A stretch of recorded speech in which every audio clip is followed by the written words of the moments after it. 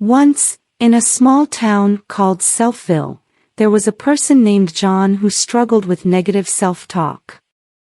John would always put himself down, telling himself he wasn't good enough, smart enough, or strong enough to accomplish his goals. This negative self-talk affected his mood and performance, and he felt stuck in a rut.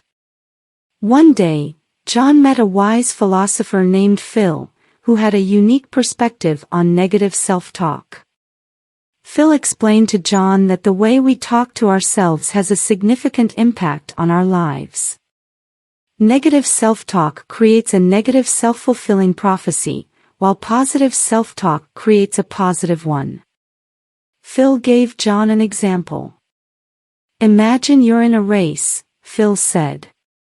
You start telling yourself that you're slow, that you'll never win, and that everyone else is faster than you.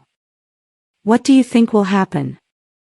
John thought for a moment and replied, I'll probably slow down and not perform as well as I could. Exactly, Phil said. Your negative self-talk is holding you back from reaching your full potential.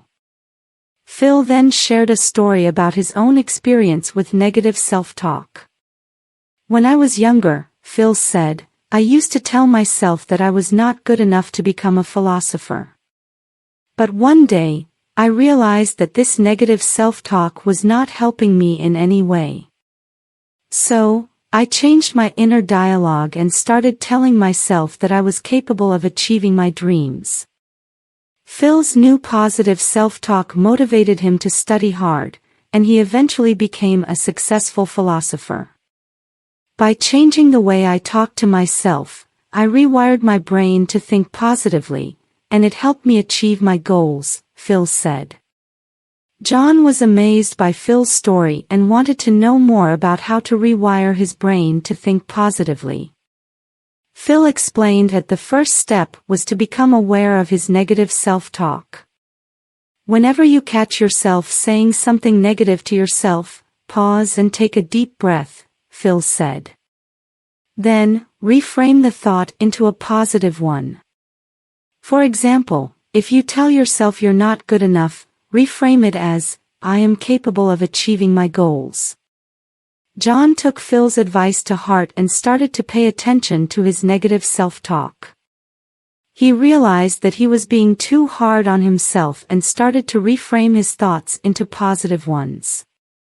He told himself that he was capable of accomplishing his goals and that he deserved success.